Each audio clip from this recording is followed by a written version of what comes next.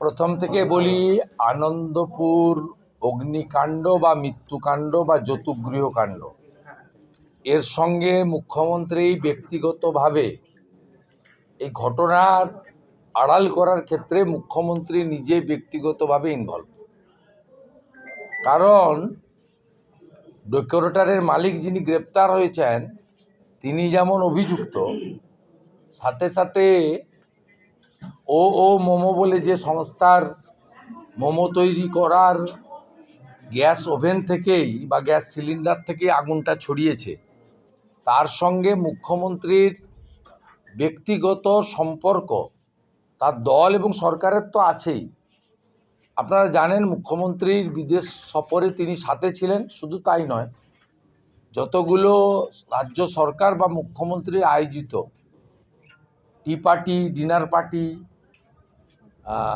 বাণিজ্য সম্মেলন, শিল্পপতি সম্মেলন, বিজয়া সম্মেলনী, এরকম অন্তত 20টা ইভেন্ট পাবেন গত 5 বছরে, যেখানে মাননীয় মুখ্যমন্ত্রীর সঙ্গে এই মোমো কোম্পানির মালিককে সরাসরি আপনি দেখতে পেয়েছেন। স্বাভাবিকভাবে মুখ্যমন্ত্রী সেই কারণে প্রথম দিন থেকে যাননি। বিধানসভায় শঙ্কর ঘোষের অভিযোগের ভিত্তিতে উল্টো ব্যাখ্যা দিয়ে বলেছেন যে আমি 26শে জানুয়ারির প্রজাতন্ত্র দিবসের কর্মসূচিতে ব্যস্ত ছিলাম, কিন্তু প্রজাতন্ত্র দিবসের কর্মসূচি সারাদিন চলেনি। আর মুখ্যমন্ত্রীর বাড়ি থেকে ঘটনাস্থল 10 কিলোমিটার দূরে। তাই এই যে বিচ্ছিন্ন ঘটনা নয়, এই কেসকে কমজোরি করা এবং মুখ্যমন্ত্রী বিধানসভায় দাঁড়িয়ে আমার বক্তব্যের পরে যে বক্তব্য রেখেছেন তাতে 10 লক্ষ টাকা কম্পেনসেশন দেওয়ার কথা বলেছেন রাজ্য সরকারের, কিন্তু রাজ্য সরকারের কম্পেনসেশন দেওয়া হয়নি। কম্পেনসেশন দিয়েছে 5 লক্ষ টাকা ডেকোরেটর আর 5 লক্ষ টাকা মোমো। যে জেলে আছে তিনি দিয়েছেন 5 লাখ, আর যার জেলে যাওয়ার কথা, মুখ্যমন্ত্রীর আনুকূল্যে জেলে যাননি, তিনি দিয়েছেন 5 লক্ষ টাকা। তাই এই মামলাকে দুর্বল করা, চার্জশিট যাতে মোমো কোম্পানির মালিকের বিরুদ্ধে না হয়, মামলা যাতে অন্য গতি না পায়, এগুলো করার জন্যই এই মিসইউজ অফ গভর্নমেন্ট পাওয়ার এই কাজগুলো হচ্ছে মুখ্যমন্ত্রীর ইশারায়, নির্দেশে, ইচ্ছায়। রানাঘাটে বৃদ্ধ দম্পতিকে বাংলা ছাড়ার অভিযোগ, শাসক দলের অত্যাচার, এবং থানায় জানিয়ে কোনো লাভ হয়নি। না, হবে না। থানাগুলো পার্টি অফিসে পরিণত হয়েছে। থানাগুলো তৃণমূল কংগ্রেসের টাকা কালেকশন সেন্টার, ভোট চুরির মেশিনে পরিণত হয়েছে। স্বাভাবিকভাবে তারা এইসব কাজে সময় তাদের নেই, তারা এগুলো করবে। শওকত মোল্লা বলছেন যে যেই 3টি অঞ্চলে হেরেছি সেখানে সরকারি বাড়ি বন্ধ করে দিয়েছি, এবার লক্ষ্মী ভান্ডার বন্ধ করে দেবো। বিধায়কের হুঁশিয়ারি, তৃণমূল বিধায়ক। এটা গুন্ডাদের ভাষার মতো কথাও তো। গুন্ডা এটা আমি বলিনি, পুলিশ মন্ত্রী নিজে বলেছেন। তুমি বোম বাঁধো, বোম মারো। তো এর ব্যাপারে আর কি বলবো? আমার মনে হয় আমাদের তোহা সাহেবের ভালো উত্তর দিতে পারবে। তোহা সাহেবকে জিজ্ঞেস করা ভালো। মিমের রাজ্য সভাপতি তিনি বলছেন যে সরকার করতে না পারলেও সংখ্যালঘুরাই হবে সরকারের নিয়ন্ত্রণ। বিপজ্জনক বক্তব্য। সংখ্যালঘু মানে তিনি কি মুসলিমদের কথা বলছেন? মুসলিমদের কথা বলছেন তো? সংখ্যালঘু মানেই তো মুসলিম নয়, অন্যরাও আছেন।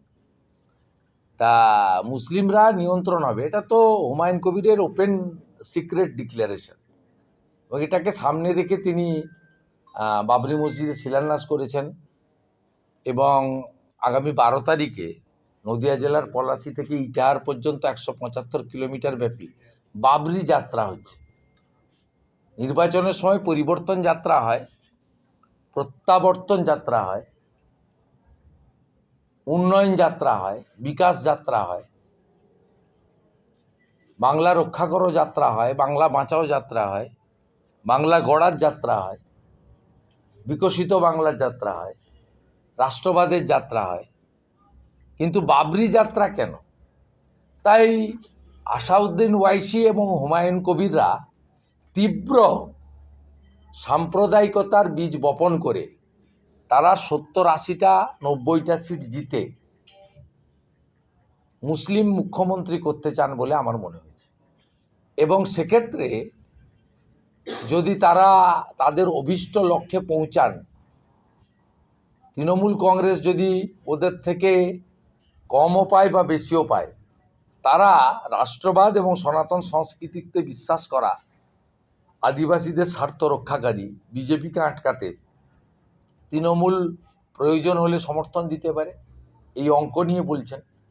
তারা ত্রিশঙ্কু বিধানসভা করতে চান এই কারণে, যাতে এমনি তো বলছেন মুসলিম উপমুখ্যমন্ত্রী চাই আমাদের, তখন দেখা যাবে পরিস্থিতির নিরিখে যদি রাষ্ট্রবাদীরা এবং সনাতনীরা ঐক্যবদ্ধ না হন, তাহলে দেখা যাবে যে ওরা 70 পেয়ে গেছে, তৃণমূল 70-75 পেয়ে গেছে,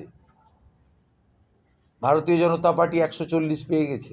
তাহলে দুজন মিলে গিয়ে বলবে আমরা 145, তখন এরা বলবে আমরা মুসলিম মুখ্যমন্ত্রী করতে চাই, তৃণমূল দেখা যাবে নিঃশর্ত সমর্থন দেবে।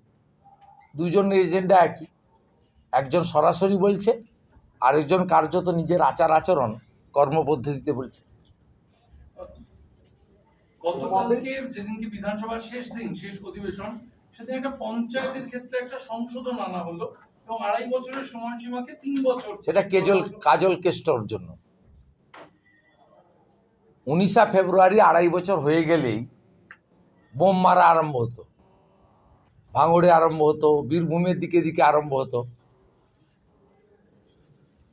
কারণ কেষ্টর মনোনীত প্রধানদেরকে, পঞ্চায়েত সমিতির চেয়ারম্যানদেরকে বা জেলা পরিষদের সভাধিপতিকেও কাজল সরাতে চায়, আবার কাজলকে সভাধিপতি থেকে কেষ্ট সরাতে চায়।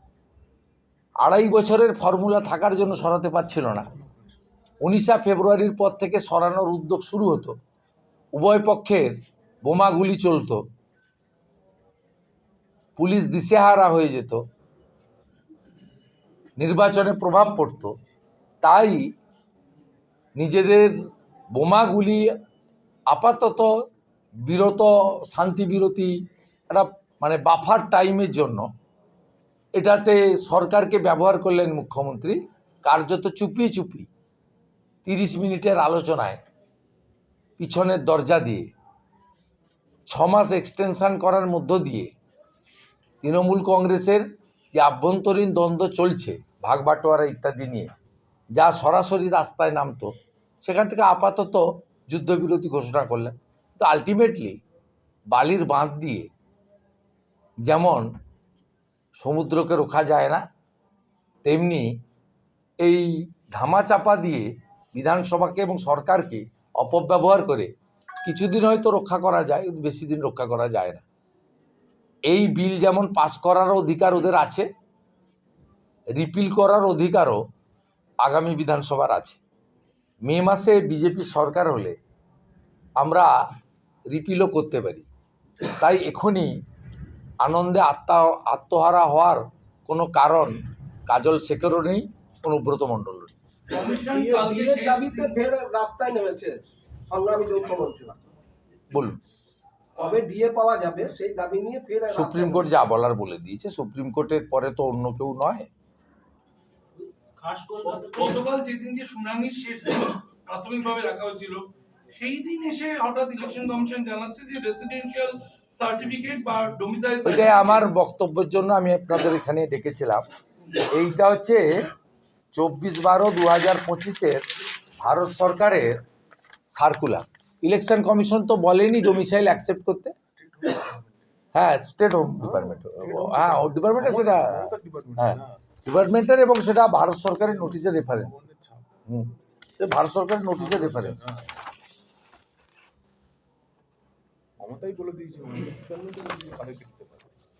এটা তো পরিষ্কার আপনার স্পেশাল কেসের ক্ষেত্রে, এটা সবার ক্ষেত্রে নয়।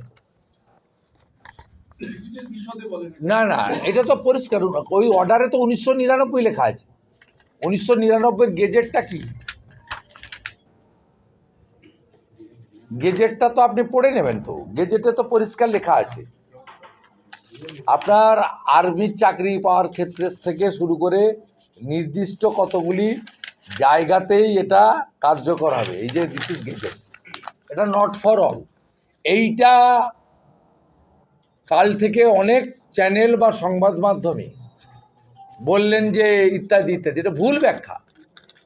1999 সালের যে অ্যাক্ট, সেইটাকে 24/12/2025 পশ্চিমবঙ্গ সরকারের পক্ষ থেকে করা হয়েছে। 1999-তে তাতে বলা হয়েছে খুব সিলেক্টিভ ক্ষেত্রে এই domicile certificate accept, not for all. হ্যাঁ হ্যাঁ, আধা সেনা সেনা আর বাইরের লোক, এটা নট ফর অল। এবং এটা যদি ইয়ারোরা এইটা দেখে করেন, সেই ইয়ারোরা সাসপেন্ডও হতে পারেন, তাদের বিরুদ্ধে এফআইআরও করার প্রভিশন আছে।